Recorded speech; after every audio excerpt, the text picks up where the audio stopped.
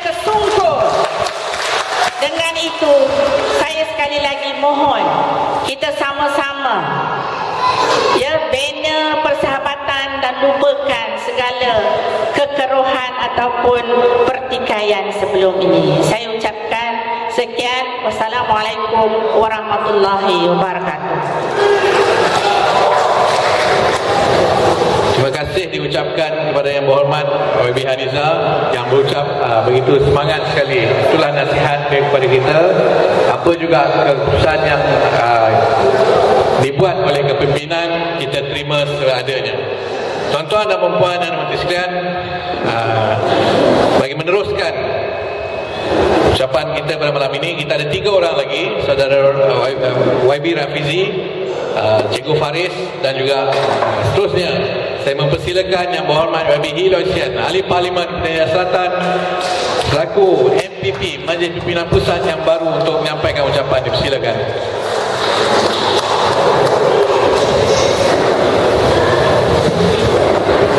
Terima kasih kepada saudara Mahir selaku Timbalan Ketua Cabang PKR Cabang PJ Selatan, Yang Berhormat YB Haniza Tahal Adun untuk kawasan Taman Medan, dan juga baru-baru ini dipilih sebagai Timbalan Ketua Wanita Pusat Keadilan. Tahniah.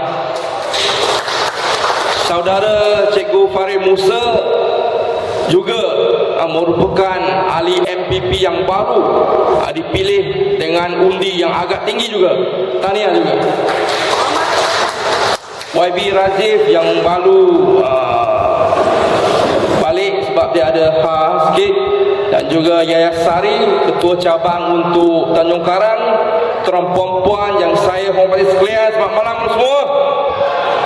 So kita masih ada 2 penceramah lagi, iaitu Cikgu Faris Musa dan Rafizi. Rafizi dalam jalan perjalanan dia akan sampai pukul 11. Dan saya nak minta maaf malam ni kerana Datuk Sri Wan Aziza dan juga Setiausaha Agung kita Datuk Saifuddin tak dapat hadir kerana mereka masih mesyuarat untuk press conference besok pagi. Mereka masih mesyuarat dengan DAP nak buat satu statement macam mana kita membalas tentang surat daripada istana. So mereka hanya hantar Rafizi. Sama-sama kita tunggu. Malam ni saya tak bahas untuk ucap panjang kerana kita ada 2 penceramah yang handal. Hanya di sini saya nak bagi penjelasan mengapa kita nak tukar MB. Saya rasa sebelum ceramah tu pun sudah memberi panjang lebar mengapa kita nak tukar. Tapi ada 2 perkara saya nak bincang di sini. Ada yang kawan-kawan tanya, mengapa kita nak tukar MP dengan tergesa-gesa? Kalau dia ada masalah integriti, mengapa kita tak buat laporan kepada SPRM? Mengapa kita tak mau menghadap dia ke mahkamah, tunggu keputusan mahkamah sama ada dia telah melakukan kesalahan atau tidak, baru melucutkan jawatan MB dia. Ada yang tanya mengapa kita tak boleh tunggu sampai Khalid habis benggak. Mengapa kita nak tukar sekarang? Ini soalan, 2 soalan yang kita perlu jawab di sini. Mengapa kita nak tukar? Saya rasa semua orang tahu dah. Masalah integriti ni, kalau seseorang pemimpin, terutama jawatan tinggi ada masalah integriti, kita kena buat keputusan segera. Tak kira siapa. Apa yang berlaku dulu sejarah, kita kena tengok balik. Kita tengok balik dalam bahasa nasional. UMNO dulu, Maktab, semasa Maktab Majlis Menteri Besar, dia juga melakukan kesalahan integriti. Adakah UMNO tunggu dia sampai habis benggak? Tidak, dia letak jawatan serta-merta. Sama juga dengan Abu Hassan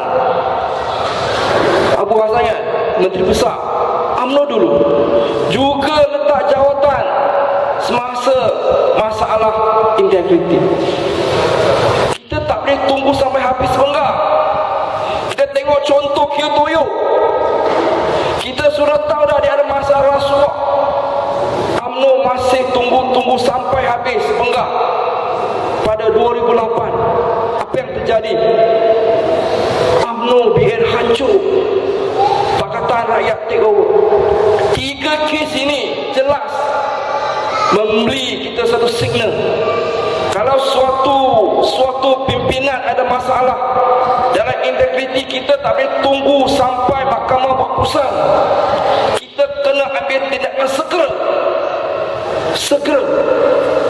Sebab ini melibatkan integriti. Masalah dalam kepimpinan kita tak boleh tunggu. Kita kena segerakan. Kita tak boleh tunggu sampai proses mahkamah dia ambil 4 tahun, 5 tahun. Dia boleh buat rayuan sampai mahkamah rayuan, sampai mahkamah persekutuan. Masa ambil 4-5 tahun.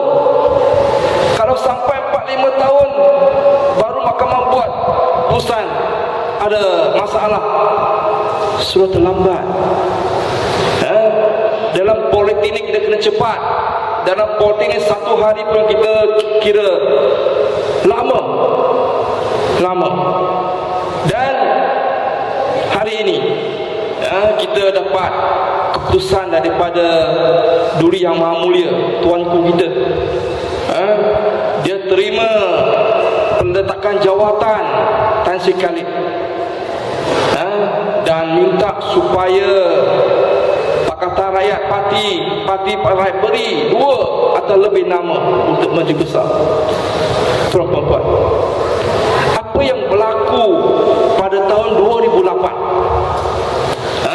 semasa Pakatan Rakyat dapat majoriti, Istana juga tulis surat yang sama kepada Siap Parti supaya minta 2-3 nama. Pada masa itu Pakatan Rakyat Parti PKR PAS DAP mencapai konsensus hantar satu nama, iaitu Tan Sri Khalid. Pada tahun 2013 sama juga berlaku. Selepas Pakatan Rakyat menang majoriti 2/3, Istana juga keluar surat supaya minta 4 nama. Pakatan Rakyat tetap hantar satu nama sebab ini konsensus. Saya rasa tak ada masalah. Bukan masalah, ini standard surat daripada istana. Memang tuanku ada hak untuk minta suruh parti untuk hantar lebih daripada 2 nama. Tak ada masalah. Tapi dalam pakatan kita perlu capai konsensus. Dan walaupun sekarang keadilan PKR dengan DAP, kita sekarang mempunyai 30 sokongan daripada 56. Kita ada 4 lebih majoriti daripada untuk kita sokong Wan Azizah sebagai Menteri Besar. Kalau kita ambil kes di Perak, apa yang berlaku di Perak sekarang sama juga keadaan sama di Selangor. Perak Barisan Nasional ada majoriti 3 kursi, dan pada masa itu Menteri Besar daripada Rakyat nak bubarkan Dewan, tapi tuanku tak terima. Tuanku Sultan Perak terima Barisan Nasional dengan surat sumpah mahkamah, iaitu SD, dan kes ini dibawa ke mahkamah sampai persekutuan, di mana surat SD ini diterima untuk menandakan sokongan adun terhadap Menteri Besar. Tak ada masalah. Kalau kes Perak diambil ke Selangor, Wan Azizah mendapat 30 sokongan SD daripada adun-adun. Ini sudah satu tanda sokongan majoriti. Tak ada masalah. Tapi kita harap kita dalam perkataan memang di antara parti-parti kita ada berbeza pendapat. Kita terima PAS rakan kita pada mulanya memang dia hantar dua nama, Wan Azizah dan Azmi. Walaupun semalam mesyuarat mereka kata keputusan terpulang kepada tuanku, tapi dalam kenyataan hari ini Mak Sapu kata PAS masih tetap pendirian pada mesyuarat 17 hari bulan Ogos, iaitu mereka masih sokong Wan Azizah dan juga Azmi. Saya tak ada masalah. So saya harap perkara ini akan selesaikan dalam minggu ini, di mana saya ada confident. Saya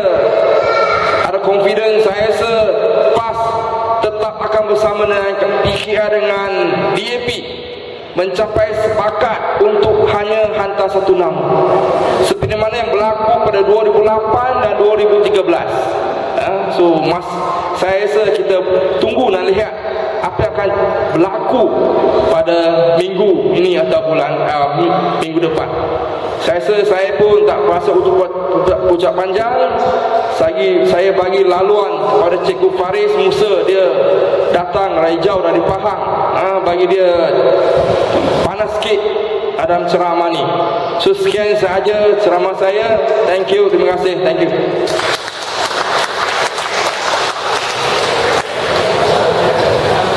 Terima kasih Yang Berhormat YBH. Okey, penceramah kita second last sebelum saudara Rafizi sampai. Bersama-sama kita juga adalah yang berbahagia Cikgu Faris Musa. Kita panggil dia Cikgu, tapi dia dah bersara kerana berada dalam Parti Keadilan. Beliau juga adalah Majlis Pimpinan Pusat yang baru juga menang pemilihan tempoh hari. Jadi selaku koordinator Jingga 13. Jadi majlis dengan ini mempersilakan.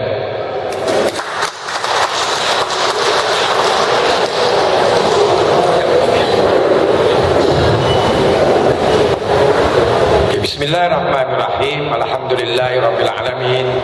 Wassalatu wassalamu ala asrofil anbiya'i wal mursalin wa ala alihi washabihi ajma'in. Raditu billahi rabban nabi islami dina Nabi Muhammadin sallallahu alaihi wasallam rasulan nabiyya astaghfirullah azim allazi la ilaha illa huwal qayyum wa atubu ilaih. Allahumma salli Muhammadin nabi ummi wa ala sahbihi wasallim. Rabbi israh li sadri wa yassir li amri wa luqatan min lisani yafqahu qawli. Subhanaka la ilma lana illa ma 'allamtana innaka antal alimul hakim. Ma ba'du. Assalamualaikum warahmatullahi wabarakatuh. Terima kasih saudara Muslimadir, saudara Makhir, Yang Berhormat saudara Iliosan dari Parlimen PJ Selatan, juga merangkap Ahli Majlis Pimpinan Pusat Parti Keadilan Rakyat, saudara Puan Aniza, Yang Berhormat Puan Aniza, Adun Taman Medan, dan juga merangkap timbalan Ketua Wanita Keadilan Pusat, seluruh pimpinan keadilan, PJS, PAS, DAP, dan tuan-tuan yang saya hormati lagi saya kasih sekalian. Alhamdulillah saudara, saya diberikan kesempatan dan alhamdulillah saya sudah bersama dengan Tuan Kuasa penerangan isu MB ini daripada awal lagi sehingga sekarang. Semalam di Pelabuhan Kelang, bila masuk Pelabuhan Kelang ada rasa ketal lutut sikit. Sebab apa? Setiap kali Pelabuhan Kelang mesti bebas. Dulu Batu Isya pun bebas, sekarang tadi kali pun bebas. Saudara yang saya hormati lagi saya kasih sekalian, alhamdulillah saudara, ini suatu isu yang sebenarnya sukar untuk kita. Mungkin beberapa orang daripada penceramah termasuk yang saudara Tuan Haji Yahya. Tuan Haji Yahya itu ialah setiausaha politik pertama Tan Sri Khalid ya. Dia itu setiausaha politik yang pertama Tan Sri Khalid. Bila jadi Menteri Besar lalu dia jadi setiausaha politik. Saudara sekalian, isu ini memang sukar bagi kita. Dan kita tidak menganggap bahawa ini suatu keputusan yang cukup mudah yang kita ambil sehinggalah berlaku seperti mana yang tuan-tuan rasai sekarang.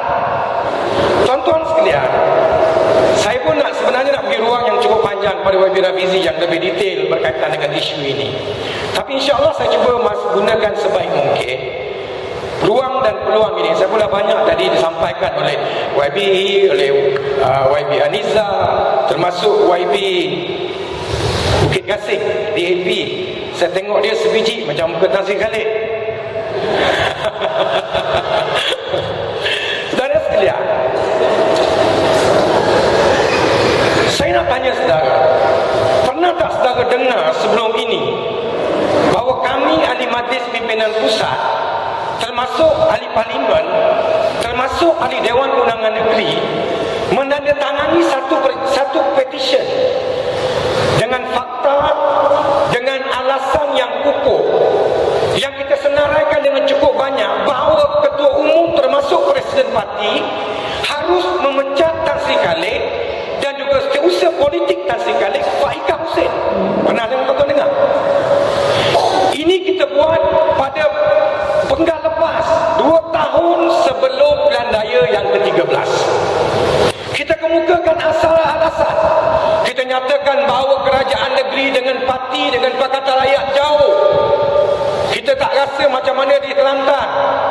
Di Kelantan PAS memperkasakan kerajaan negeri memperkasakan PAS, tetapi tidak berlaku di Selangor.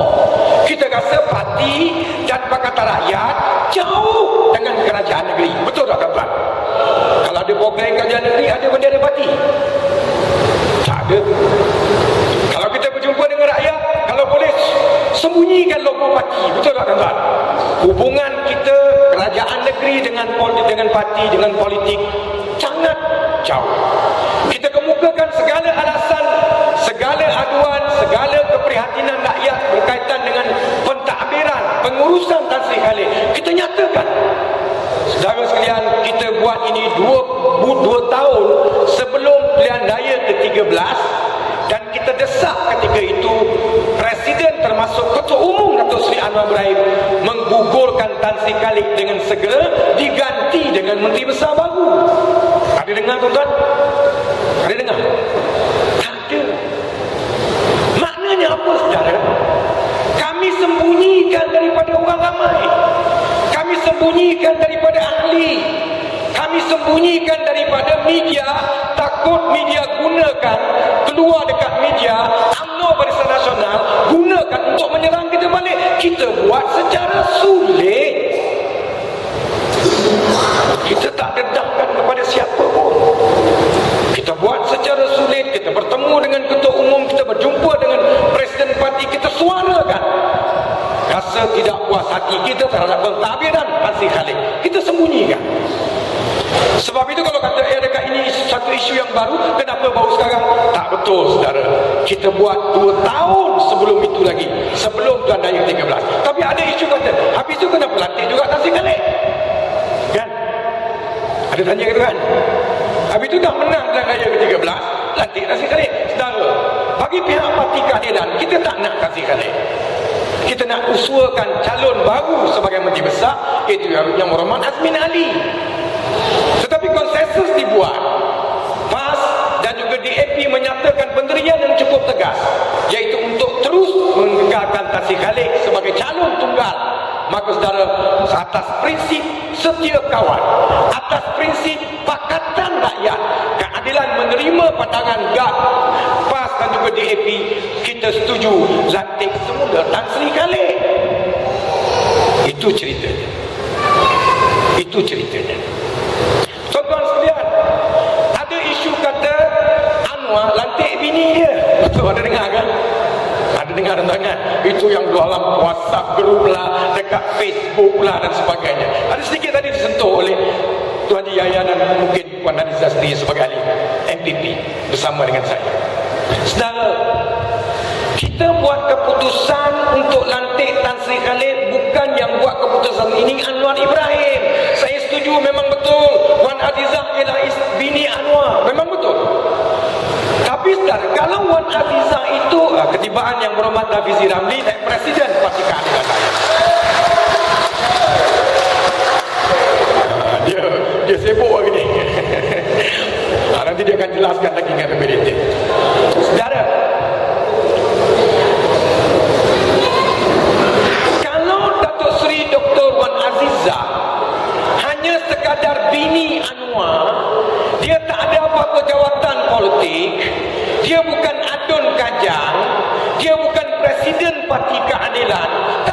tuan-tuan lawan, aku pun lawan. Betul tak tuan-tuan? Kan Anwar dah letik bini dia, kan jawatan tak ada, adun pun tak ada, dah letik jadi menteri besar. Tak payah tuan-tuan, aku pun lawan.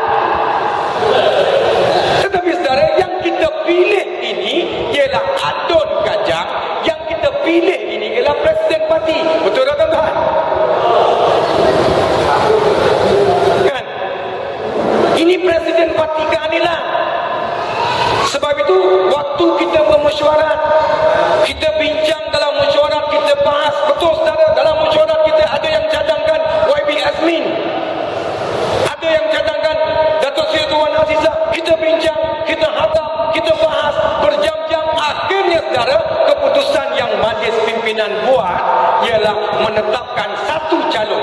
Waktu kita nak tetapkan keputusan tu saudara, Datuk Seri Presiden Dr. Wan Azizah keluar daripada mesyuarat. Kenapa keluar daripada mesyuarat saudara? Sebab dia tak nak ada kepentingan. Dia duduk depan dalam mesyuarat, orang tengok muka dia tak berani nak bercakap. Dia keluar. Dia keluar. Waktu kita berdebat tu, kita duduk gaduh berdebat tu nak tentukan keputusan, dia keluar. Dia tak nak ada dalam mesyuarat tersebut. Dia keluar pada mesyuarat. Akhirnya kita buat keputusan, iaitu mencalonkan Datuk Seri Dr. Wan Azizah sebagai Menteri Besar Negeri Selangor. Sebab itu saudara, seperti mana hubungan rapat kita dalam pakatan. Apabila Keadilan mencalonkan Datuk Seri Dr. Wan Azizah bagi ganti Tan Sri Khalid, kita bawa dalam mesyuarat pakatan. Itulah yang timbul. Masing-masing keputusannya ialah masing-masing parti bermesyuarat. DAP balik mesyuarat, PAS balik bermesyuarat dengan jalan kuasa di peringkat tertinggi. Itu cadangan daripada kita. Saudara, ada dengar tak isu berkaitan dengan isu pemecatan Tan Sri Khalid? Ada orang kata zalim. Zalim pecat. Saudara sekalian, kita jalani berbagai proses. Kita bincang secara sulit. Kita bawa isu dalam mesyuarat. Datuk Seri Anwar bersama dengan Tan Sri Khalid. Datuk Seri Anwar dengan Tan Sri Khalid ni, dia anggap Tan Sri Khalid ni macam keluarga. Sebab tu kalau disebut dalam kongres baru ni, Datuk Seri dah sebut pegang tangan Khalid, bincang hati ke hati dengan dia, beritahu apa dia komen, apa dia kritikan, apa dia yang disuarakan dalam mesyuarat dan sebagainya kepada Tan Sri Khalid. Semua proses kita buat, saudara, termasuk juga proses kita hantar surat tunjuk sebab, kita nyatakan beberapa pentuduhan, kita minta dia jawab secara bertulis, kemudian kita panggil pula untuk dia hadir dalam mesyuarat Biro Disiplin, tetapi dia minta tangguh. Betul tak tuan-tuan? Saya nak beritahu apa berlaku pada dalam mesyuarat. Saya hadir, YB Anizah ada, YB Rafizi ada, YB Hi pun ada. Tuan-tuan, waktu kita nak tetapkan keputusan menggugur, memecat Tan Sri Khalid sebagai ahli, waktu itu saudara, pada awalnya kita bersetuju untuk Tan Sri Khalid hadir 15 Ogos dalam perbicaraan dengan Biro Disiplin.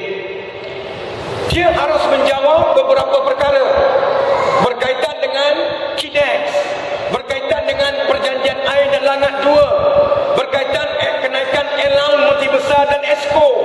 Dia juga harus jawab berkaitan dengan hutang dia saudara.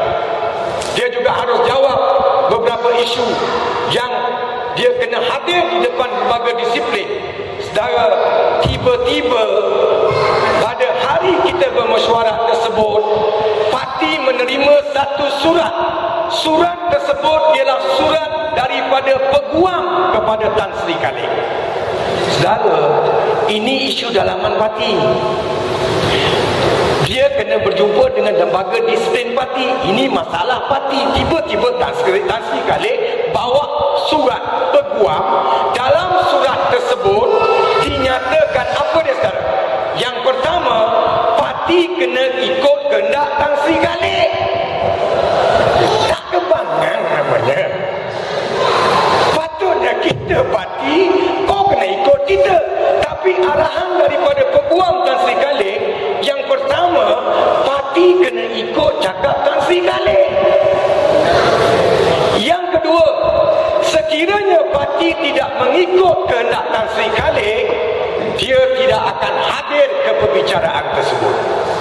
Dia cakap dengan rakyat, dia buat kenyataan yang dia nak datang 15. Dalam surat peguam, dia nyatakan kalau kita tak ikut kehendak dia, dia tak akan hadir dalam perbicaraan. Saudara, sebab itu kita tengok apabila isu dalaman parti bawa surat peguam, bermakna Tan Sri Khalid sedang bersiap sedia untuk apa, saudara? Untuk saman parti. Untuk saman parti. Dan kemungkinan besar pada hari kita mesyuarat pada hari Sabtu, hari Isnin itu dia akan bawa isu itu ke mahkamah dan dia akan mohon injuksi daripada mahkamah untuk mempertahankan jawatan Menteri Besar. Mahkamah akan membenarkan dia mempertahankan, memberikan injuksi tersebut. Maka saudara, kita tak boleh lagi bincang pasal isu Menteri Besar, tak boleh ambil tindakan sebab ianya melibatkan keputusan mahkamah. Maka apa harus kita buat? Kita terpaksa checkmate Tan Sri Khalid. Memang dalam perlembagaan parti, mana-mana ahli bawa isu ke mahkamah, maka ahli keahlian dia sebagai ahli parti otomatik akan gugur. Kita boleh biarkan dia pergi mahkamah dulu. Tetapi saudara, kita tahu sebab dalam majlis pimpinan pusat ada beberapa orang peguam. YB Sirindran, naib presiden ketika itu, YB Sibarasa, Latifah Koya, masing-masing keluarkan pandangan berdasarkan surat yang ditulis oleh peguam Tan Sri Khalid. Akhirnya saudara, kita tak boleh lagi ada alasan lain. Kita dah bagi ruang dan peluang yang cukup baik kepada Tan Sri Khalid untuk menjawab segala isu dan tuduhan. Tuan-tuan sekalian, akhirnya keputusan dibuat sebulat suara. Saudara, waktu itu presiden parti ada. Pada awalnya dia mempengerusikan mesyuarat majlis pimpinan pusat. Tetapi keputusan yang telah kita buat, kita tak nak kawan pengerusikan mesyuarat. Sebab apa? Ini melibatkan kepentingan dia, sebab dia juga dicalonkan sebagai Menteri Besar. Betul tak saudara? Kita tak bagi dia pengerusi mesyuarat. Biasanya saudara, kalau Datuk Seri Presiden kawan tak jadi pengerusi, siapa yang kita akan lantik? Iaitu Timbalan Presiden. Siapa Timbalan Presiden? YB Azmin Ali. Tuan-tuan, semua orang tahu Tan Sri Khalid bergaduh dengan Azmin. Betul tak tuan-tuan? Kita tak bagi Azmin jadi pengerusi mesyuarat. Siapa kita lantik? Kita lantik YB Chua, naib presiden Parti Keadilan, untuk pengerusikan mesyuarat kes yang berkaitan dengan Tan Sri Khalid. Akhirnya saudara, sebulat suara, Anwar sepatah pun tak bercakap. Akhir baru dia komen. Dia dengar saja pandangan kawan keluar daripada mesyuarat supaya ahli mesyuarat boleh bercakap, boleh bersuara dengan sebebas-bebasnya. Keputusan sebulat suara oleh ahli majlis pimpinan pusat membuat keputusan pecat Tan Sri Khalid sebagai ahli Parti Keadilan. Itu keputusannya. Sebab tu kalau kata isu Anwar pecat Khalid itu fitnah, tidak betul. Tuan-tuan sekalian, sebab itu ini melibatkan banyak perkara. Kata tadi pun dah disebut. Saya rasa alhamdulillah hari ini pun telah Tan Sri Khalid telah pun meletakkan jawatan. Sebelum ni isu Bubatun dan sebagainya. Sebab itu kita yakin Raja Perlembagaan, Raja Sultan tidak akan membelakangkan perlembagaan. Betul tak tuan-tuan? Kita ada 30 majoriti, kita ada kekuatan. Dan alhamdulillah sekarang Fizi pun baru balik daripada mesyuarat dan sebagainya. Tadi DAP dan Keadilan telah pun menyatakan persetujuan bersama, satu konsensus yang telah pun kita buat bersama, iaitu tetap mencalonkan Datuk Seri Dr. Wan Hafizah sebagai calon Menteri Besar yang disah. Saudara sekalian, ada isu menyatakan bahawa wanita tak boleh jadi Menteri Besar, wanita tak boleh jadi pemimpin. Ada hadis dikatakan, saya setuju dengan hadis dan tidak menolak hadis tersebut. Tetapi saudara, dalam masa yang sama, kita ada ulama-ulama muktabar yang juga mentafsirkan segala hadis yang ada, dan berdasarkan kepada kenyataan fatwa yang dikeluarkan oleh ulama terkenal, Presiden Ulama Malaysia Dr. Yusuf Qardawi, yang menyatakan dengan cukup tegas dan termasuk beberapa ulama lagi yang juga menyatakan pendirian mereka di fatwa bahawa dalam isu ini saudara, tidak ada masalah kepada seorang wanita untuk dilantik ke jawatan walaupun termasuk Perdana Menteri sekalipun, ketua kerajaan, pegawai-pegawai tinggi dan sebagainya. Sebab itu saudara, alasan yang cuba dikemukakan ialah bertujuan untuk apa saudara? Untuk mengelirukan dan sebagainya. Tetapi saya yakin dan percaya tuan-tuan banyak belajar, tuan-tuan banyak mentelaah, tuan-tuan akan dapat jawapan yang paling tepat. Dan insya-Allah saudara, kekuatan dan keyakinan kita, saya pun disebut oleh Wabi Aniza tadi, Dr. Wan Azizah, kita tanya dalam mesyuarat. Kita tanya dalam mesyuarat. Adakah Datuk Seri Presiden bersedia jadi Menteri Besar? Kita tanya. Mana tahu kita calon-calon dia tak sedia. Mampus kita. Kita tanya. Jawapan Datuk Seri Presiden dalam mesyuarat tersebut, dia menyatakan kesediaan untuk menjadi Menteri Besar sekiranya mandat diberikan oleh parti kepada beliau. Ada isu kata dulu dia menjadi ahli parlimen Permatang Pau, kemudian dia letak jawatan. Kenapa Anwar kata lepas ni Wan Azizah jadi bercucu? Saya tak nafikan, tetapi saudara, keputusan politik boleh berubah-ubah. Keputusan waktu itu menuntut itu, tetapi saudara, keputusan yang kita buat sekarang menuntut Datuk Seri Presiden diangkat menjadi Menteri Besar dan mentadbir Kerajaan Negeri Selangor. Itu keputusan yang kita buat, dan keputusan itu bukan dibuat oleh Anwar, bukan dibuat oleh Presiden sendiri, tetapi diputuskan oleh parti, oleh Majlis Pimpinan Pusat untuk letakkan Datuk Presiden sebagai Menteri Besar Negeri Selangor. Saudara sekalian, sebab itu serangan demi serangan berterusan, menghina dan menyerang pribadi Anwar, menyerang buat Datuk Seri Dr. Presiden. Tuan-tuan sekalian, apa yang berlaku ialah persepsi yang dibuat. Kita mengharapkan satu keputusan yang baik, insya-Allah. Kita sayang Tan Sri Khalid. Sebab itu saudara, dalam bab isu air, ada orang kata ini isu peribadi. Saya pun bersetuju. Semua orang berhutang, betul tak tuan-tuan? Biasa hutang loan. Tetapi hutang yang dibuat oleh Tan Sri Khalid ini yang akan dijelaskan oleh Wabi Rafizi, saya cuma nak pendekkan sedikit saja. Tuan-tuan, hutang Tan Sri Khalid dibuat pada tahun 90-an sewaktu dia jadi CEO Gatri.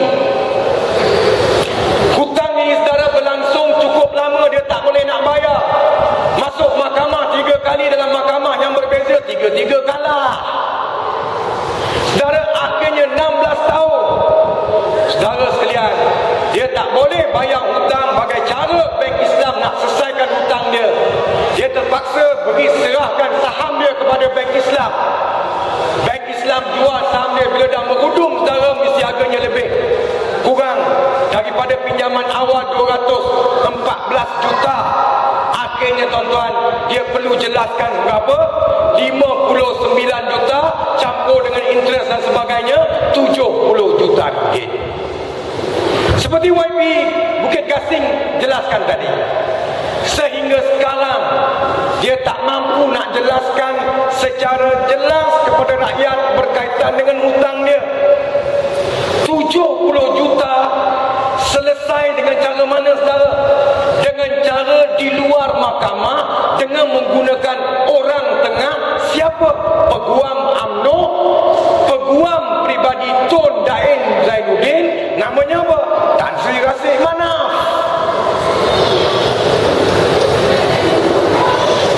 Sehingga sekarang 2 hari lepas dia masih lagi keluar kenyataan. Dia kata apa? Oh, tak boleh dedahkan. Ini sulit antara saya dengan bank. Tuan Rafizi kena mafia, kena kes mafia. Sebab apa didedah? Kerana dia terlibat dedahkan dokumen bank orang. Ini bank kau sendiri. Kau boleh dedahkan kepada rakyat sebab ini integriti saudara.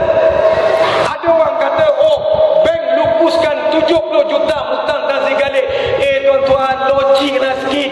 70 juta bukan 70 ringgit. 10 sen pun kita hutang dengan bank-bank jari. Ini 70 juta.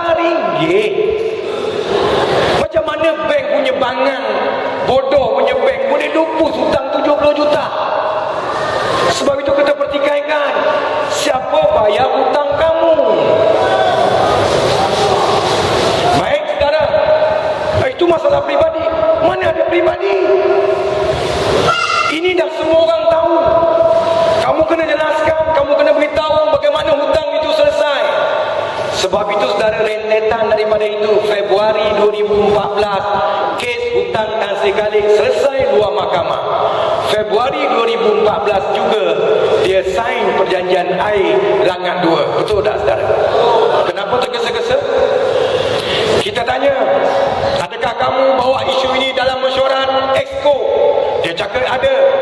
Adakah kamu bentangkan perjanjian kepada semua Exco? Exco ada perjanjian setiap orang, belek selai-selai, kaji satu persatu dalam mesyuarat? Tak ada. Hanya maklum saja dalam mesyuarat Exco. Terus buat perjanjian Februari 2014, selesai hutang dia Februari 2014, dia tanda tangan perjanjian air. Saudara pernah tengok tak gambar Tan Sri Khalid dengan Najib Razak? Pelang Raya 13 saya lawan Najib Razak pada Pembekan, tak main-main ke? Saudara, kenapa dia tak bawa Exco lain?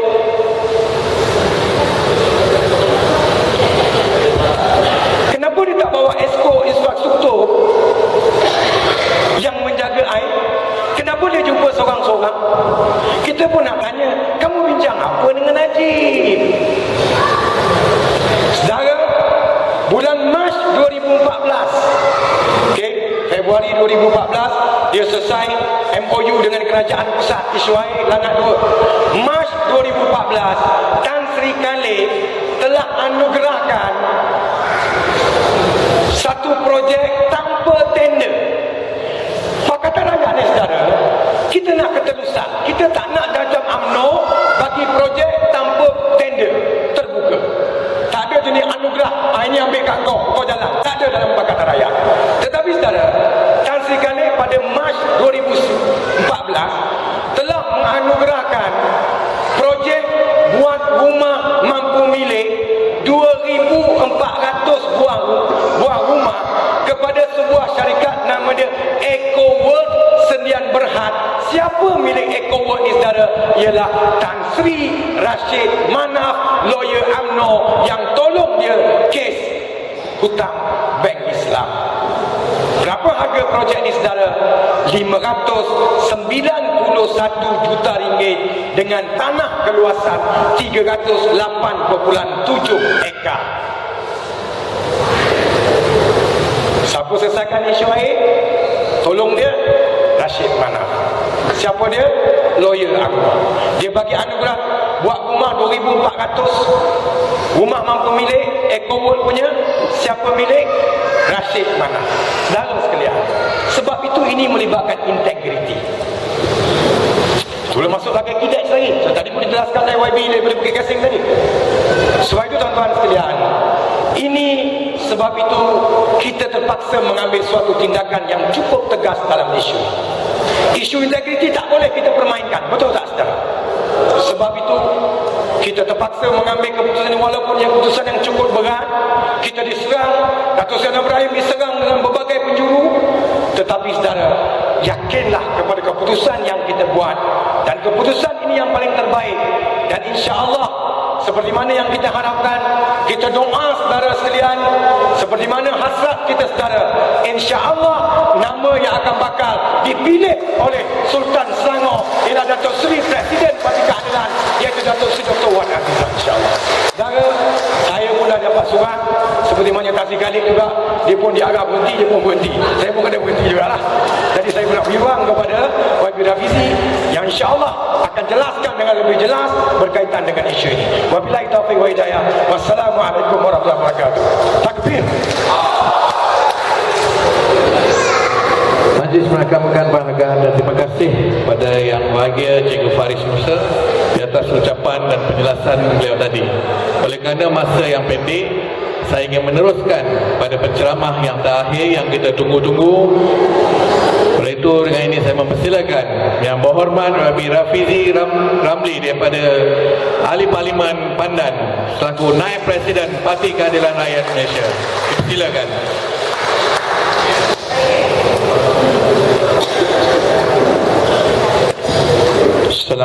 Assalamualaikum warahmatullahi wabarakatuh. Selamat malam. Taca bangsa hau. Assalamualaikum. Dia bergema tidak? Dekat luar dengan elok ke? Alhamdulillahirabbil alamin. Wassalatu wassalamu ala asyrafil anbiya'i wal mursalin wa ala alihi wa sahbihi ajma'in. Rabbi shrah li sadri wa yassir li amri wahlul 'uqdatam min lisani yafqahu qawli. Saudara Mahathir, saudara pengurusi majlis, yang berhormat saudara Iloisian Ahli Parlimen, yang berhormat saudari Haniza Adun Taman Medan, saudara Faris, seluruh pimpinan saudara-saudara yang saya hormati sekalian. Malam ini agak berbeza lah. Sebelum ini kita perlu memberi penerangan mengenai kenapa kita membuat keputusan memecat dan menukar Menteri Besar, tetapi Menteri Besar bebas masih lagi belum letak jawatan. Hari ini, malam ini, Tan Sri Khalid telah meletakkan jawatan. Jadi kita dalam proses akhir peralihan untuk melantik seorang Menteri Besar baru, dan insya-Allah dalam tempoh terdekat ini kerajaan negeri Selangor akan kembali kepada kerajaan Pakatan Rakyat. Ramai yang hantar maklumat, mesej, tanya tentang kenyataan daripada istana hari ini. Kerana soal sebelum ini ialah keputusan di peringkat Pakatan Rakyat yang dipersetujui oleh ketiga-tiga parti adalah untuk menghantar satu nama sahaja, seperti mana amalan biasa sebelum ini, mencalonkan Datuk Seri Dr. Wan Azizah. Kenyataan daripada istana hari ini menyebut bahawa Duli Yang Maha Mulia Tuanku menitahkan supaya pimpinan-pimpinan parti-parti dalam Pakatan Rakyat mencalonkan sekurang-kurangnya 3 nama. Jadi ramai yang kata macam mana ni, ada yang sudah mula naik bengkak dengan istana, ada yang kata susahlah kita macam ini. Orang kita ni kebiasaannya dia tidak pernah tengok surat daripada istana minta untuk mencalonkan Menteri Besar. Jadi saya fahamlah kalau semua orang tanya macam mana ni, ada 3-4 nama, macam mana, PAS nak hantar siapa, PKR nak hantar siapa. Ada yang kata ni PKR dengan DAP nak hantar satu nama ni derhaka dengan Sultan. Kalau tengok surat ini yang dihantar daripada pejabat tuanku, daripada Datuk Muhammad Munir bin Bani, Setiausaha Sulit kepada Duli Yang Maha Mulia Tuanku Sultan Selangor, orang yang sama yang keluarkan kenyataan pada hari ini, Pak Cik. Dia ni memang kerja dia setiap kali nak lantik Menteri Besar, dia lah yang hantar surat kepada parti-parti minta pencalonan. Tahun lepas, setelah kita menang besar di Selangor, dapat 2/3 undi, 44 daripada 56 kita punya. Maka Datuk Muhammad Munir bin Bani pada 7 Mei 2013, Kepala Surat Pejabat Duli Yang Maha Mulia Sultan Selangor menghantar surat kepada Presiden dan pengerusi ketiga-tiga parti, kepada Datuk Seri Dr. Wan Azizah, Presiden PKR, kepada Datuk Seri Abdul Hadi Awang, Presiden PAS, dan juga kepada Mendiang Kapal Sing, bekas Mendiang pengurusi DAP. Baik. Apa surat dia? Saya baca. Calon Menteri Besar Selangor ni surat tahun lepas yang nak lantik Tan Sri Khalid jadi Menteri Besar selepas menang pilihan raya. Saya baca perenggan 2. Sebagaimana yang telah diperuntukkan diperuntukkan di bawah perkara L1/1, perkara L3/2A dan L5/2A Undang-Undang Tubuh Kerajaan Selangor 1959. Duli Yang Maha Mulia Sultan Selangor telah diperuntukkan dengan kuasa budi bicara mutlak di dalam pelantikan seorang Menteri Besar bagi Kerajaan Negeri Selangor yang pada pendapat baginda mungkin mendapat kepercayaan majoriti ahli Dewan Negeri. Sehubungan dengan itu, Duli Yang Maha Mulia Sultan Selangor telah menitahkan agar pemimpin-pemimpin parti PAS, PKR dan DAP bermesyuarat untuk mencadangkan, dengar baik-baik untuk mencadangkan 4 nama sebagai calon Menteri Besar Selangor bagi memudahkan Duli Yang Maha Mulia Sultan Selangor untuk membuat pemilihan dan seterusnya memberi perkenan melantik mana-mana calon yang dipikirkan rakyat. Saya nak cerita macam ini. Memang protokol istana daripada dulu minta lebih daripada 1 nama.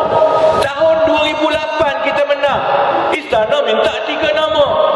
Tahun 2013 kita menang besar 2/3, istana masih lagi minta 4 nama. Kerana itu adalah bukti bicara mutlak Duli Yang Maha Mulia Sultan untuk minta berapa nama dia nak. Sebab itu dalam kenyataan istana hari ini dia menyebut secara jelas seperti mana convention ataupun amalan seperti ini dalam pelantikan menteri-menteri besar sebelum ini istana memohon lebih daripada 1 nama. Baik. Apa kita buat? Tahun 2008 kita hantar berapa nama? 1 nama. Tahun 2013 kita hantar berapa nama? 1 nama. Zaman Tan Sri Muhammad Mat Taib hantar berapa nama? 1 nama. Zaman Dr. Gigi Datuk Seri Kretoyo hantar berapa nama? 1 nama. Kerana itulah keindahan amalan dan protokol istana dan juga kerajaan yang dibentuk. Istana protokolnya minta lebih dari 1 nama, 4, 5, 6. Dan juga pada masa yang sama kerajaan yang dipilih oleh rakyat itu, kerana mandat itu dapat daripada rakyat mengikut perlembagaan, juga protokolnya, amalan dan konvensinya sebelum ini hantar 1 nama. Baik, saya nak tanya, tahun 2008 ada masalah dengan istana hantar 1 nama? Tak ada. Tan Sri Khalid dilantik. Tahun 2013 istana minta 4 nama, 3 parti hantar 1 nama. Ada masalah dengan istana? Tak ada. Tan Sri Khalid dilantik. Maknanya orang yang panik masalah Selangor ini Sultan minta 4 nama, dia tak baca surat dan tak faham protokol, saudara-saudari. Jadi jangan bimbang. Kita sepatutnya sujud syukur dan kita berterima kasih kepada Duli Yang Maha Mulia Tuanku kerana mengikut protokol dan lunas undang-undang yang telah diamalkan berpuluh-puluh tahun di negeri Selangor ini. Sebab itu insya-Allah saya yakin isu ini akan selesai dan tamat dalam tempoh yang singkat akan datang. Jangan bimbang. Jadi jangan takutlah orang duk kata ini yang PAS dengan PKR DAP ni kat bawah ni tak payahlah duk gaduh. Esok pergi ke kedai kopi, orang PAS kata ni kenapa PKR nak hantar 1 nama, orang PKR pula kata kenapa PAS nak hantar 2 nama. Tak payahlah. Itu memang protokolnya. Kita biarkanlah amalan dan protokol ini diuruskan mengikut lunas undang-undang oleh pihak istana dan juga oleh pihak Pakatan Rakyat kerana mandat itu di sebelah kita. Baik. Jadi jangan bimbang pakcik, tinggal itu. Surat ini lepas ini kita edar kepada semua, baca sendiri. Baru boleh tahu ini rupanya surat daripada istana minta nak lantik menteri besar. Yalah, siapa pernah tengok surat ni dah? Hanya orang-orang tertentu sahaja yang pernah tengok sebelum ini. Jadi saya nak mulalah itu, bukan dimah itu iklan je tu. Saya nak mula dalam tempoh yang berbaki ini sambung sedikit sebanyak tentang Tan Sri Khalid dan juga keputusan kita. Saya rasa tak perlulah kita sambung panjang lebar. Tan Sri Khalid pun letak jawatan. Tetapi pada masa yang sama, amanah dan tanggungjawab itu adalah tanggungjawab keadilan, terutamanya untuk menerangkan kenapa kita ambil keputusan untuk tukar Menteri Besar. Saya kenal Tan Sri Khalid ni daripada umur saya 15 tahun. Masa tu saya di sekolah. Saya masuk pertandingan bahas Piala Perdana Menteri. Sampai ke peringkat akhir, pertandingan akhir, peringkat kebangsaan. Hakimnya 5 orang hakim. Profesor ada, tokoh korporat ada. Salah seorang daripada 5 orang hakim itu adalah Tan Sri Khalid Ibrahim. Masa itu dia masih muda, Saiban pun bersoal lagi. Saya umur 15 tahun, tahun 1992. Tahun itu, saya menang, 3 orang hakim bagi saya menang, 2 orang bagi saya kalah. Menang tipis. Saya tak tahu Tan Sri Khalid bagi saya menang ke bagi saya kalah tahun itu. Tapi bila saya datang berkhidmat dengan Kerajaan Negeri Selangor tahun 2009, dia masih ingat saya dan saya masih ingat dia. Daripada pertama kali kita jumpa tahun 1992. Saya dipujuk oleh Datuk Seri Anwar untuk meletakkan jawatan, tinggalkan tugas di sektor korporat tahun 2009. Masa tu Datuk Seri Anwar janji, dia kata 2 tahun saja, dia kata ambil cuti daripada dunia korporat 2 tahun supaya boleh datang negeri Selangor untuk bantu Tan Sri Khalid rancang ekonomi, rancang pembangunan. Saya bendul, saya cakap ya bolehlah, potong gaji, tinggal semua, marilah join Kerajaan Negeri Selangor sebagai ketua eksekutif pejabat penasihat ekonomi. Ni dah 6 tahun saya masih lagi duduk bagi ceramah ni, tak balik-balik dunia korporat ni. Dengan jawatan itu, pada kedudukan itu, saya ada peluang untuk mengenali Tan Sri Khalid secara dekat. Kerana tiap-tiap minggu akan ada satu mesyuarat di antara Tan Sri Khalid sebagai Menteri Besar, Datuk Seri Anwar sebagai penasihat ekonomi, saya jadi setiausaha. 3 orang saja. Tan Sri Khalid kanan, Datuk Seri Anwar kiri, saya selalu tengah. Jadi soal selok-belok pentadbiran negeri Selangor, apa yang nak dibuat, apa yang menjadi, apa yang tak kesampaian, semua itu saya lalui dan kita bincang dalam mesyuarat. Aduan terhadap Tan Sri Khalid, baik daripada rakyat, baik daripada orang bisnes, baik daripada adun-adun, semuanya kita bincang. Yang paling banyak komplain adun PAS lah, yang memang dari dulu tak suka dengan Tan Sri Khalid. Yang tapi sepanjang 6 tahun itu, bila ada komplain ke aduan ke terhadap Tan Sri Khalid, Datuk Seri Anwar dan PKR pertahankan. Tak pernah timbul soal nak tukar Menteri Besar. Orang bawa soal sampah ke, longkang ke, boleh tanya YB Haniza. Dalam mesyuarat kita tetap pertahankan Tan Sri Khalid kerana dasarnya cukup mudah. Kalau aduan itu ialah berkenaan soal pentadbiran atau soal pengurusan atau soal macam mana nak menangani aduan, itu adalah soal cara dia mentadbir yang boleh kita bantu dan perbaiki, tak ada masalah. Tetapi kita pertahankan dia walaupun dengan aduan-aduan ini dengan yang sebelum-sebelum ini. Jadi prinsip kita, selagi Tan Sri Khalid itu jujur, amanah, macam mana pun aduan, kita akan tetap pertahankan dia. Saudara Faris dah sebut tadi kenapa lantik 2013, 2008 dan lain-lain. Jadi atas prinsip itu, soal menukar Menteri Besar ini tidak pernah berbangkit. Lalu orang tanya, kenapa tiba-tiba tahun 2014 timbul soal Menteri Besar nak kena tukar? Sebab itu kita tidak boleh lari daripada soal Bank Islam, hutang dia dengan Bank Islam. Saya tak tahu sejauh mana saudara Faris telah kupas, tapi saya sendiri yang menyelidik, meneliti dan menyiasat dan terlibat secara langsung soal cuba mendapatkan jawapan daripada Tan Sri Khalid mengenai hutang bank Islam dia.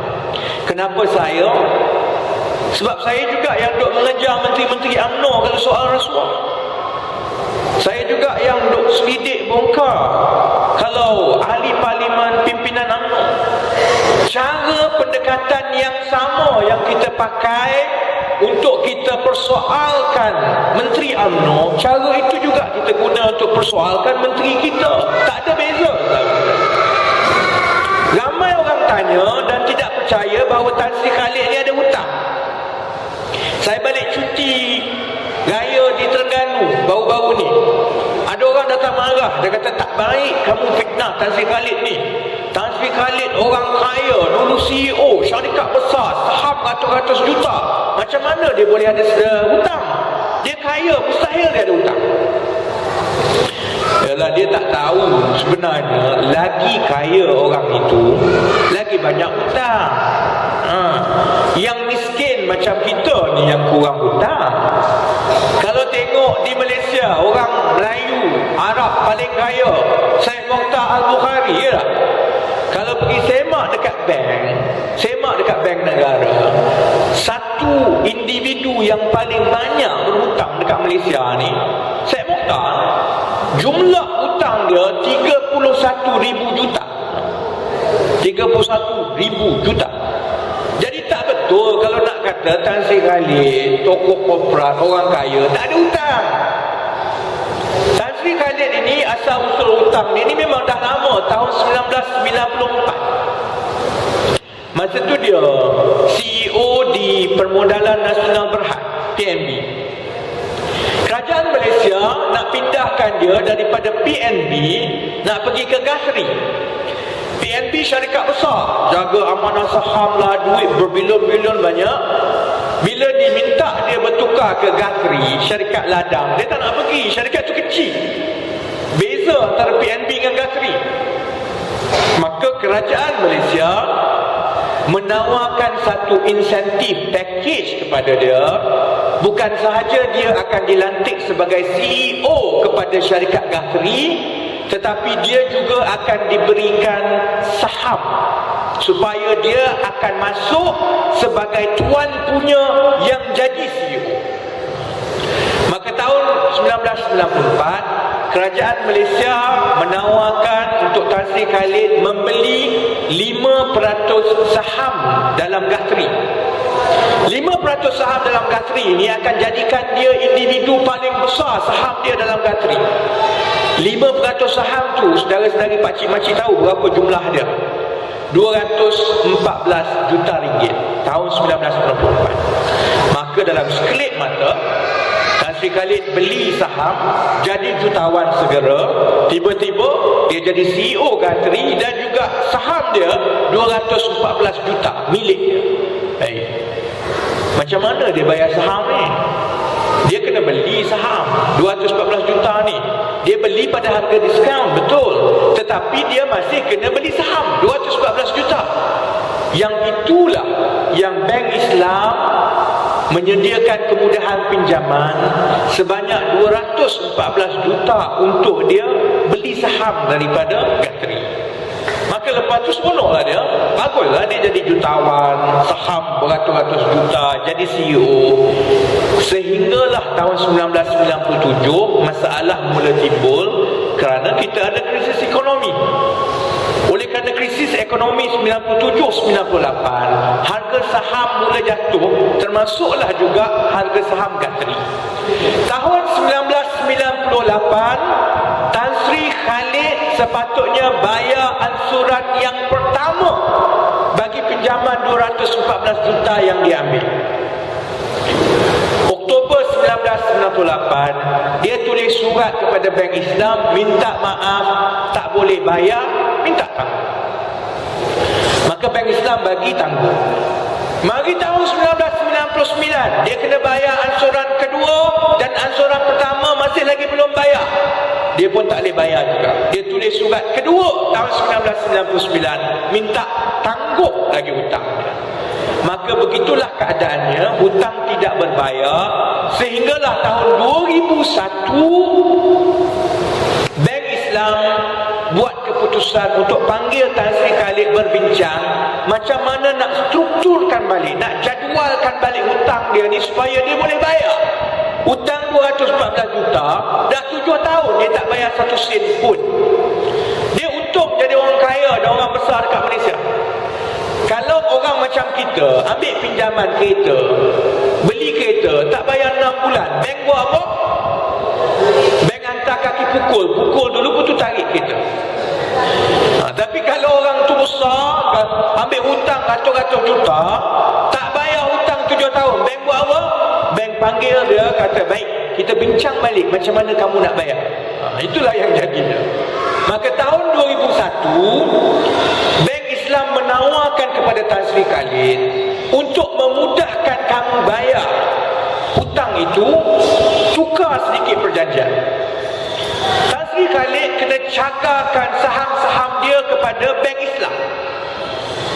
Dengan syarat itu, Bank Islam akan bagi peluang Tan Sri Khalid bayar secara ansuran setiap 6 bulan sekali. Kalau bila tiba masa dia nak bayar, dia tak dapat bayar, maka Bank Islam ada hak untuk jual saham yang dia cagarkan untuk dapat balik bayaran itu. Tan Sri Khalid setujulah, tak ada masalah lah. Daripada dia tak boleh bayar, dia cagarkan saham dia. Maka pada tahun 2003, apabila bayaran yang pertama yang sepatutnya dia bayar, dia tak boleh bayar juga. Bermula daripada itulah, setiap 6 bulan ansuran dia tidak boleh bayar, maka Bank Islam mula jual saham dia. Sehinggalah semua saham itu telah dijual habis. Kita, ialah orang kita pun tak suka sebut perkara ini kerana dia menimbulkan aib. Orang tahu Tan Sri Khalid ni dulu jutawan besar, CEO Gathri, tapi tak pernah ada orang tanya dan terfikir, kenapa pula Tan Sri tinggalkan Gathri, gaji beratus-ratus ribu berjuta, masuk politik, masuk pula PKR pula tu, tak pernah ada orang tanya. Jawapannya kerana saham dia semua sudah habis dijual. Bila tinggal kosong, tak ada saham, maka dia tidak ada pilihan lain, terpecatlah kerja dia daripada Gathri. Sebab itulah tahun 2006 dia masuk PKR. Saya masih di luar negara, pusing-pusing masa tu. Yang ada ni YB Haniza, YBE, mereka ni lah yang angkat Tan Sri Khalid jadi berdahari tahun 2006. Gua. Tahun 2007 Tan Sri Khalid jadi Setiausaha Agong. Tahun 2008 kita menang, maka dia jadi Menteri Besar. Baik, setelah Bank Islam dah jual semua saham dia ini untuk kutip balik pinjaman, bila Bank Islam kira walaupun dah jual semua saham tapi tak cukup untuk bayar 214 juta. Sebab tahun 94 dulu, masa Tan Sri Khalid beli saham itu, dia pada harga yang tinggi. Lepas 10 tahun, harga saham tu dah jatuh. Jual banyak mana, jual habis pun, dia masih lagi tak cukup. Maka Bank Islam kira-kira tolak yang dia dah kutip dengan jual saham. Tan Sri Khalid masih lagi hutang 59 juta hutang pokok, campur dengan faedah 11 juta. Itulah yang disebut hutang 70 juta Tan Sri Khalid. Tahun 2007 Bank Islam hantar surat kepada Tan Sri Khalid, sila bayar baki 70 juta ini, kalau tidak kami saman. Jadi orang tanya, kalau dah tahu Tan Sri Khalid ada hutang, kenapa tahun 2008 kamu masih lagi lantik dia? Sebab keadaan pada ketika itu, dan juga kita kena tengok juga pimpinan, sah pimpinan PKR ini, namakan seorang sah pimpinan PKR yang tak ada kes mahkamah. Saya ada 2 kes jenayah yang boleh masuk penjara. Saya ada 5 kes saman yang boleh bankruptkan saya. Minggu depan insya-Allah saya kena dakwa 1 lagi akta hasutan. Jadi tambah, jadi 8. Orang lain semua ada kes. Dalam PKR ini, kalau tak ada kes, koman lah kamu. Lagi banyak kes, lagi hebat. Jadi kalau tahun 2008 cari wakil rakyat, kalau atas dasar ada kes tak boleh jadi menteri besar atau exco, tak ada lah. Tak ada menteri besar daripada PKR lah. Jadi bila Tan Sri Khalid ada kes mahkamah hutang 70 juta, itu perkara biasa. Anwar Ibrahim ada kes mahkamah, saya ada kes mahkamah, YB Azmin ada kes mahkamah, semua ada kes mahkamah. Cuma pada ketika itu, apabila kita tanya, Tan Sri Khalid bagi jawapan, kes belum bermula di mahkamah. Apabila bermula di mahkamah, dia yakin dia akan menang. Kalau kita nak tidakkan hak dia pada ketika itu, tak adil. Kerana maknanya orang lain pun yang ada kes pun tak bolehlah pegang apa-apa jawatan. Pada tahun 2008 itu juga, kita ada keperluan mendesak untuk membentuk kerajaan dengan cepat. Kerana itu kali pertama Pakatan Rakyat menang. Dalam keadaan suasana yang tidak menentu, ada usaha daripada UMNO untuk menjemput wakil-wakil rakyat daripada Pakatan Rakyat ini bergabung buat kerajaan dengan dia. K. Toyo masih lagi bercita-cita kok jalan belakang. Jadi ketika itu, apabila ada persetujuan dengan seorang untuk jadi menteri besar, tak boleh lena, kena setuju terus. Dan memang betul, tahun 2008 ramai-ramai adun daripada tiga-tiga parti yang diterima oleh kesemua parti adalah seorang Tan Sri Khalid. Sebab itu kita lantik dia jadi menteri besar. Tahun 2009 kes Tan Sri Khalid mula bermula. Saya ni dah jadi macam perawi kes no? Orang perawi hadis, saya dah jadi perawi kes mahkamah lah. Ni kena telajak 10 minit, boleh tak? 10 minit lah.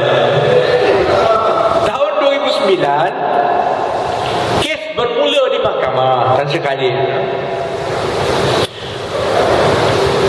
Bank Islam buat permohonan kepada Hakim Mahkamah Tinggi yang Arif Rohana Yusof. Permohonan Bank Islam itu cukup mudah. Bank Islam mengatakan bahawa pinjaman Tan Sri Khalid itu diikat oleh satu perjanjian seperti mana pinjaman-pinjaman biasa. Kalau ikut pinjaman biasa, baik pinjaman rumah, pinjaman kereta, pinjaman peribadi, apabila sudah tanda tangan perjanjian pinjaman, kalau tak bayar kena saman. Kalau dah tak bayar sebegitu rupa, tidak perlulah dibicarakan secara penuh dalam mahkamah. Cukup dengan perjanjian itu untuk mahkamah mengarahkan Tan Sri Khalid bayar. Kalau tak bayar, bankrupt. Hakim Mahkamah Tinggi yang Arif Rohana Yusof bersetuju. Bagi hakim ialah tidak ada beza di antara pinjaman yang Tan Sri Khalid ambil itu, walaupun jumlahnya besar, dengan pinjaman-pinjaman lain. Kalau pinjaman lain ambil pinjaman beli rumah, tak bayar 6 bulan, apa bank buat? Bank lelong rumah ialah. Ada ke tidak bank panggil si peminjam itu masuk mahkamah, panggil saksi dan lain-lain untuk menentukan betul ke tidak peminjam ini tak bayar pinjaman? Tak ada. Bank panggil, bank pergi ke mahkamah, tunjuk ini 6 bulan dia tak bayar, straight file, minta bayar, bankrupt, lelong terus. Jadi hakim kata pinjaman Tan Sri Khalid itu tidak ada beza dengan pinjaman-pinjaman lain kerana ia diikat oleh perjanjian.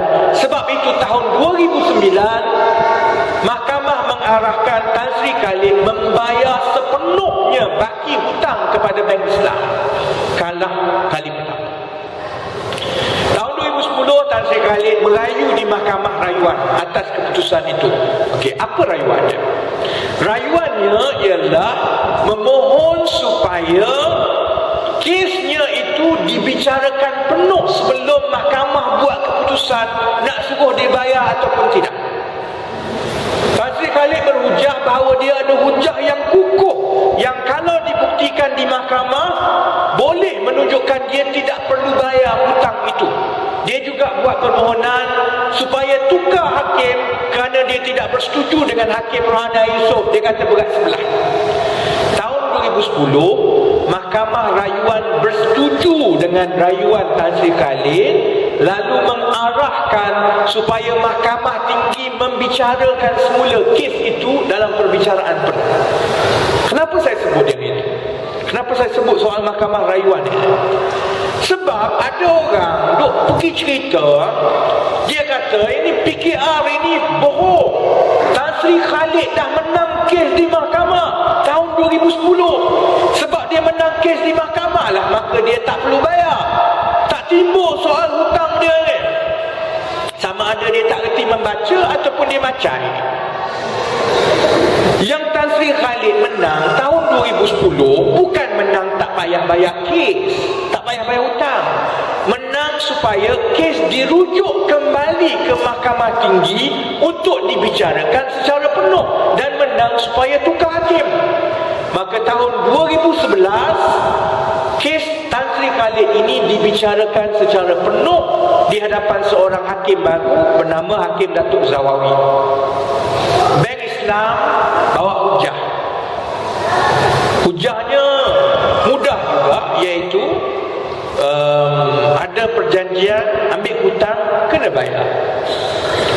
Tan Sri Khalid bawa hujah hebat jugalah.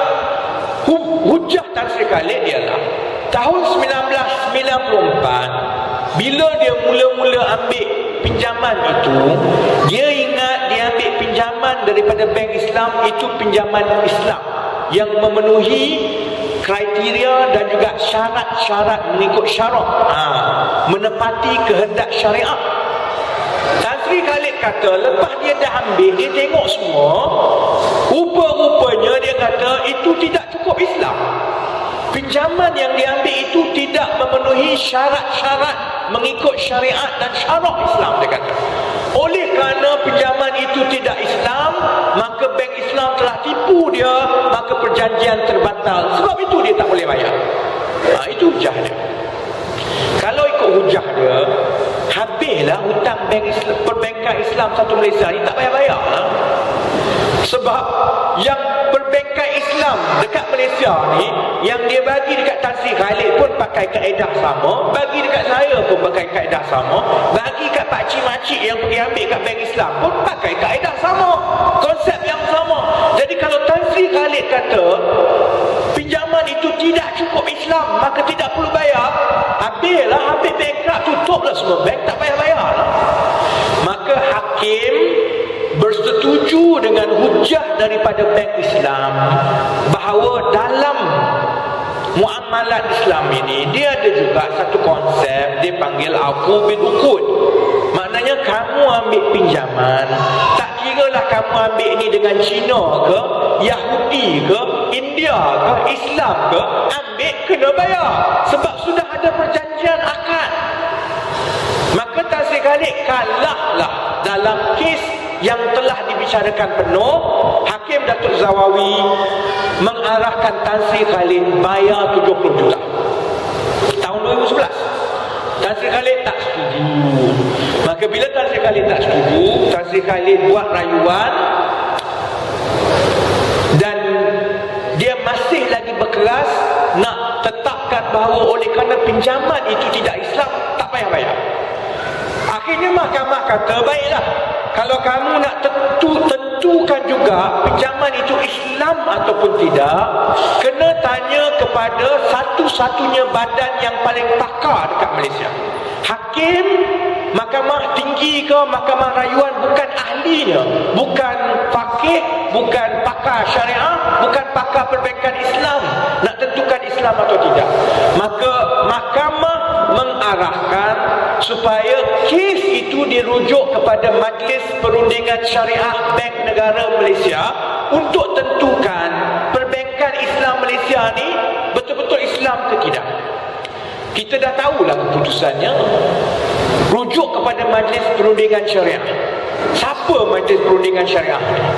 Majlis Perundingan Syariah adalah satu-satunya badan yang diberi kuasa untuk bagi lesen kepada bank untuk menawarkan produk perbankan Islam.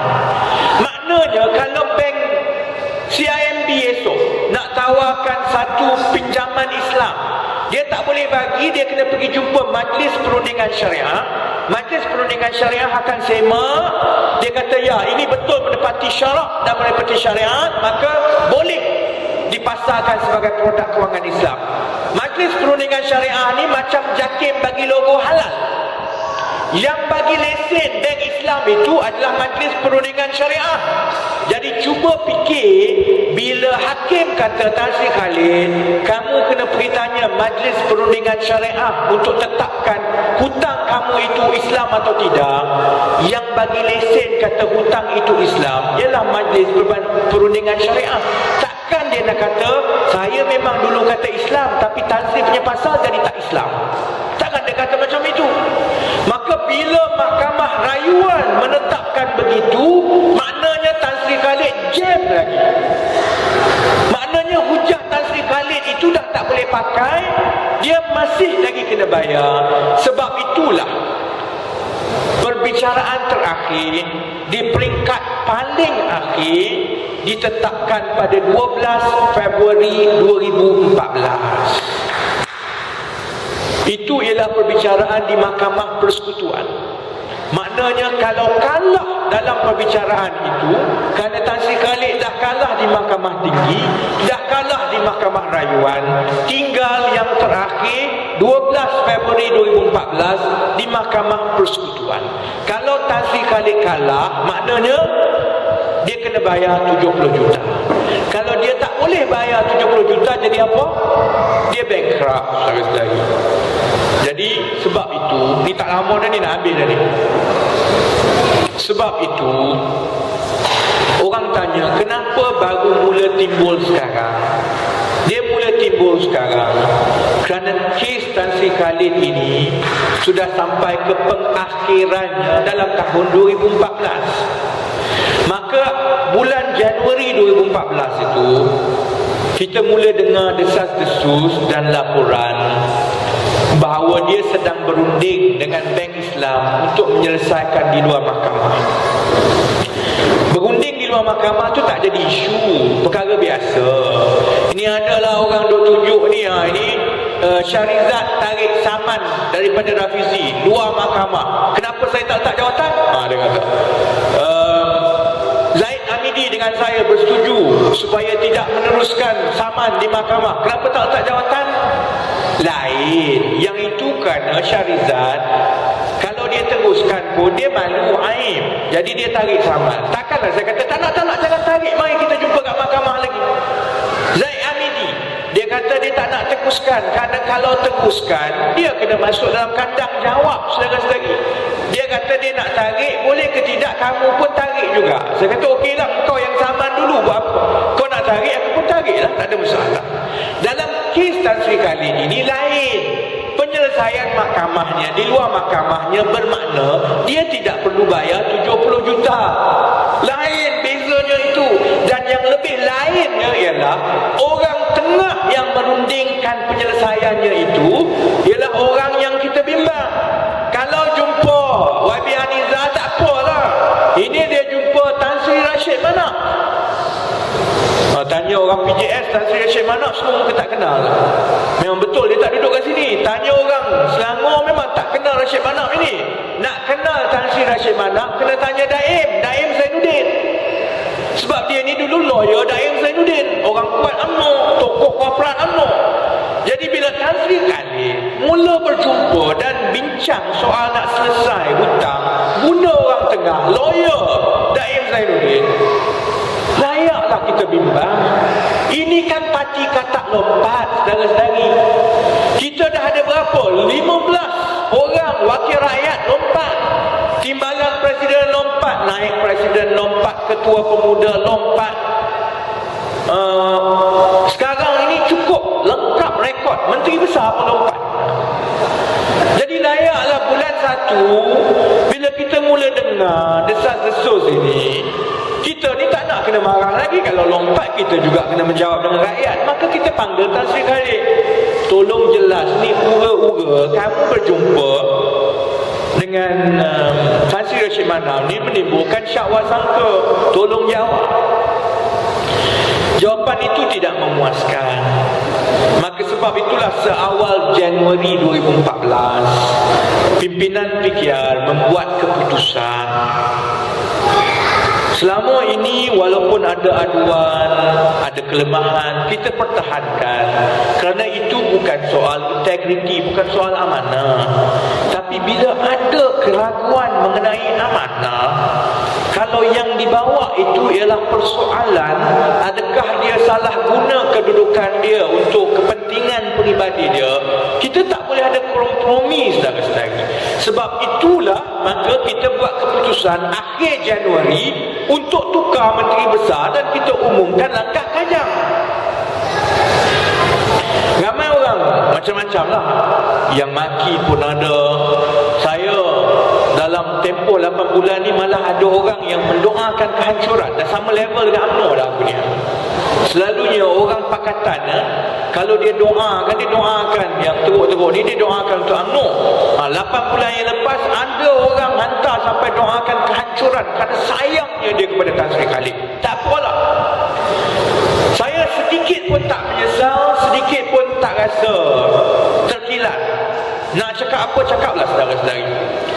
Sebab oleh kerana kita buat keputusan tukar Tan Sri Khalid lah, dia terdesak ambil beberapa keputusan selepas itu yang mengesahkan bahawa memang ada kes dan memang ada keraguan munasabah yang dia tidak boleh jawab mengenai integriti dia.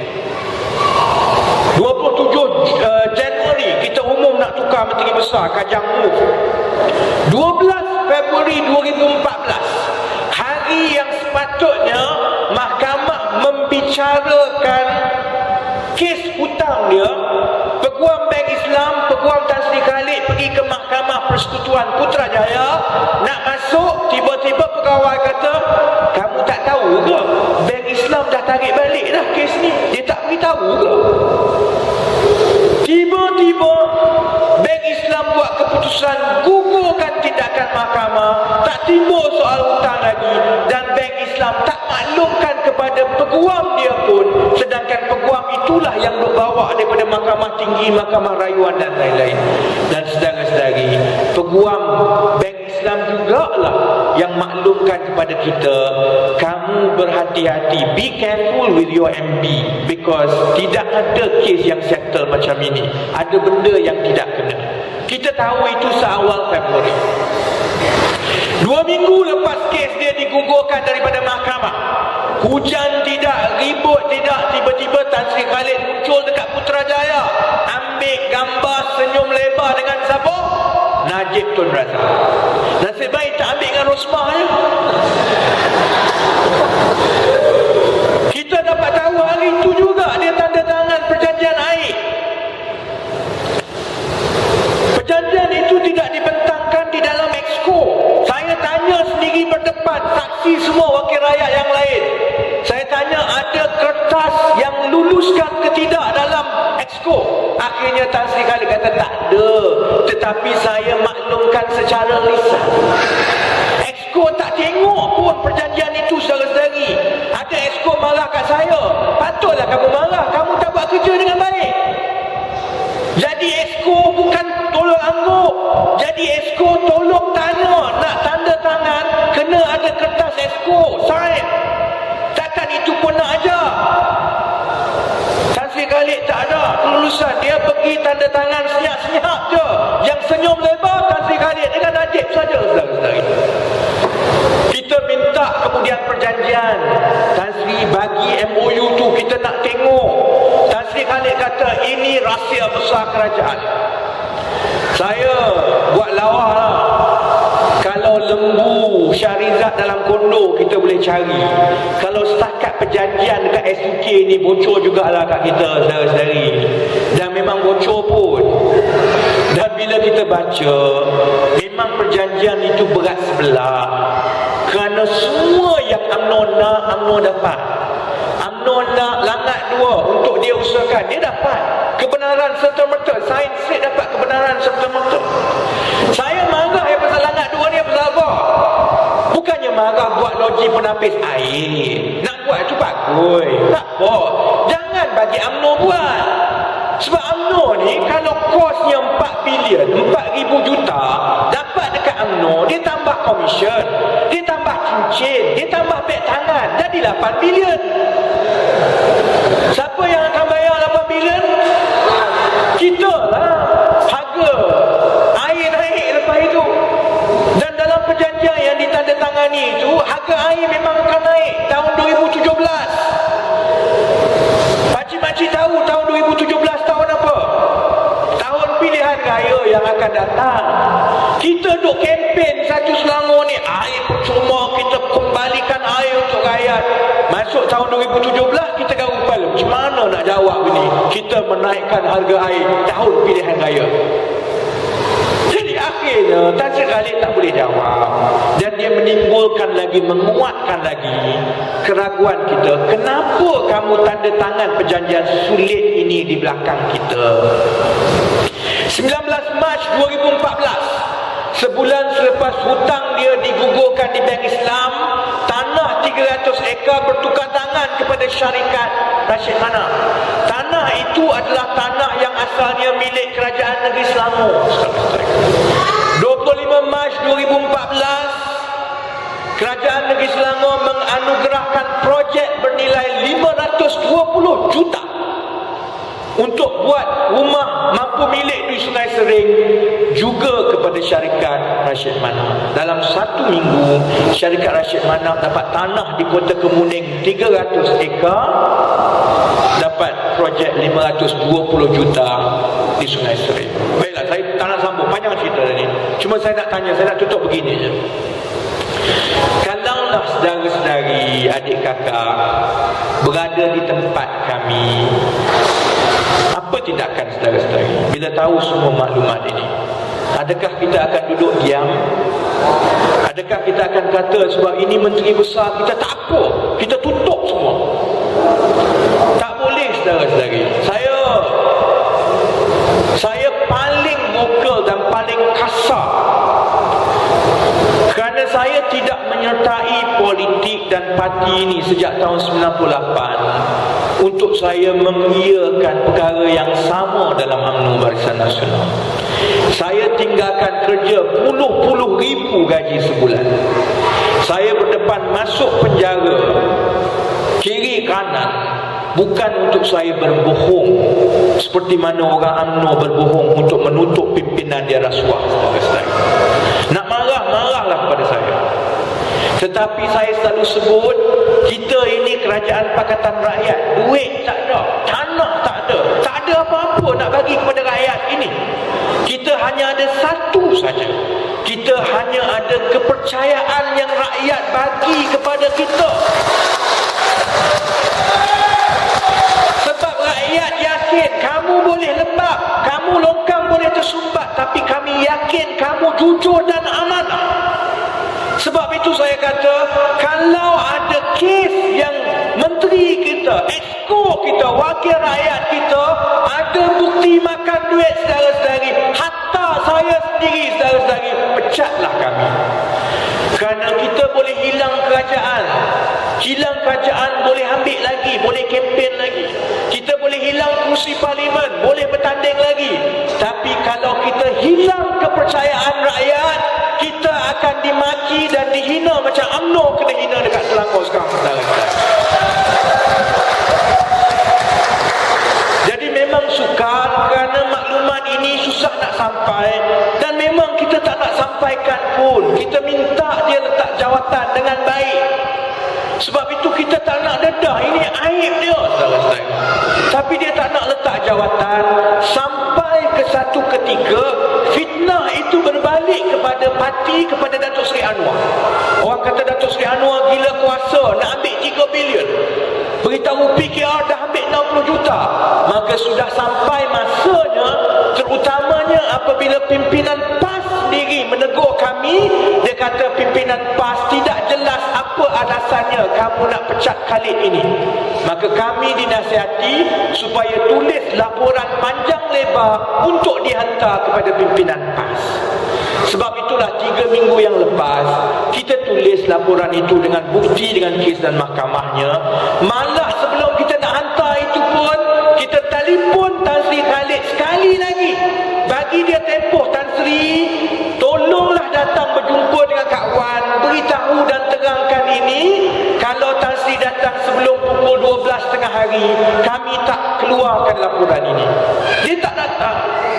Oleh kerana dia tak datang, kami tidak ada pilihan, maka laporan itu dikeluarkan dan kami terpaksa jelaskan macam sekarang.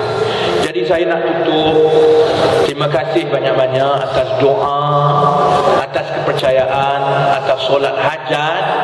Kerana insya-Allah saya rasa dalam seminggu akan datang, kita berdoa supaya perkara ini kita selesaikan dengan baik. Berakhirlah episod 1 bulan Selangor berada di bawah Menteri Besar bebas. Minta-minta tak berlaku dalam hati. Kita akan terus pertahankan dengan Menteri Besar yang baru. InsyaAllah saya yakin Datuk Seri Dr. Wan Azizah akan menjadi Menteri Besar yang baik, yang susah sangat dah nak beli dia ni lah. Saya boleh dibeli lagi. Mungkin orang lain boleh dibeli, tapi Kak Wan ni tak boleh beli lah. Kalau nak beli Kak Wan dengan Anwar ni, dah lama dah UMNO boleh beli saudara-saudari. Itu pertimbangan kita meletakkan Kak Wan sebagai Menteri Besar. InsyaAllah kita sebagai satu kumpulan PAS Keadilan DAP akan boleh perjuangkan balik dan letakkan balik Selangor di atas landasan yang baik, supaya kita jaga rakyat dan kita lebih dekat dengan Putrajaya. Terima kasih banyak-banyak. Sese Nandri Vanakam. Wassalamualaikum warahmatullahi taala wabarakatuh.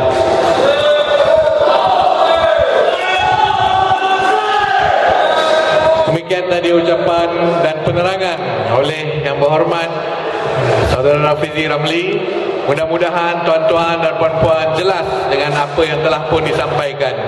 Majlis merakamkan penghargaan dan terima